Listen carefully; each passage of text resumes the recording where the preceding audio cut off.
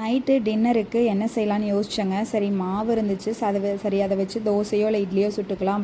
But ஆனால் first வந்து side dish ஏதாவது செய்யணும் அப்படின்னு சொல்லிட்டு வீட்டில் மேராக்கா இருந்ததுங்க. அதை வச்சு சரி மேராக்கா பஜ்ஜி மாதிரி செஞ்சிடலாம் அப்படின்னு சொல்லிட்டு அதாங்க செய்கிறேன். ஃபஸ்ட்டு தோலெல்லாம் நல்லா பீல் பண்ணிவிட்டு நல்லா ரஃபாக கட் பண்ணிக்கலாம். அது கூடவே 2 பெரிய வெங்காயம், நான் மீடியம் சைஸில் இருக்கிறனால 2 எடுத்திருக்கேன். பெருசாக இருந்ததுன்னா 1 கூட எடுத்துக்கலாம். கூடவே 2-3 தக்காளி மீடியம் சைஸில் இருந்தது.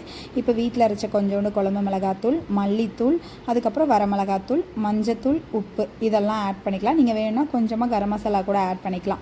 ஆட் பண்ணிவிட்டு இதில் ஆல்ரெடி சௌச்சௌக்காய் அதாவது மேராக்கா அப்படிங்கிறனால தண்ணி விடும். நம்ம தண்ணி தேவையான அளவுக்கு ஆட் பண்ணிவிட்டு விசில் போட்டு ஒரு 3 விசில் வேக வச்சுட்டு தண்ணியை வடிச்சிட்டு நல்லா மசிச்சுக்கலாங்க. நல்லா கடைஞ்சிக்கலாம்.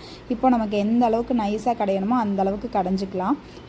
நான் வந்து நல்லா கடைஞ்சிக்கிட்டேன், மத்து வச்சு கடைஞ்சிக்கிட்டேன். நீங்கள் மேஷரோ இல்லை மிக்சியில் போட்டு கூட ஒரு பல்ஸ் விட்டு எடுத்துக்கலாம்.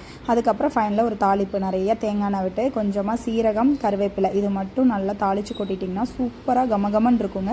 டேஸ்ட் ரொம்ப நல்லாயிருக்கும். கண்டிப்பாக ட்ரை பண்ணி பாருங்கள். தோசை இட்லிக்கெல்லாம் பெஸ்ட்டு காம்பினேஷனுங்க. 2 வீக்ஸ் ஆச்சு. உடம்பு ரொம்பவே முடியலை. நல்ல ஃபீவர், கோல்டு, காஃபு பாப்பாக்கு எனக்கும். ஸோ அதனால தான் வீடியோ எதுவுமே போட முடியலங்க. என்னோடய வீடியோ பிடிச்சா லைக் பண்ணுங்கள். நம்ம சேனலுக்கு ஒரு சப்ஸ்கிரைப் பண்ணுங்கள். தேங்க்ஸ் ஃபார் வாட்சிங். மறக்காமல் இந்த டிஷ்ஷை ட்ரை பண்ணி பாருங்கள். உங்கள் வீட்டில் எல்லாத்துக்குமே ரொம்ப பிடிக்கும். கண்டிப்பாக ட்ரை பண்ணிவிட்டு எப்படி வந்துச்சுன்னு மறக்காமல் கமெண்ட் பண்ணுங்கள். தேங்க்ஸ் ஃபார் வாட்சிங். பாய்.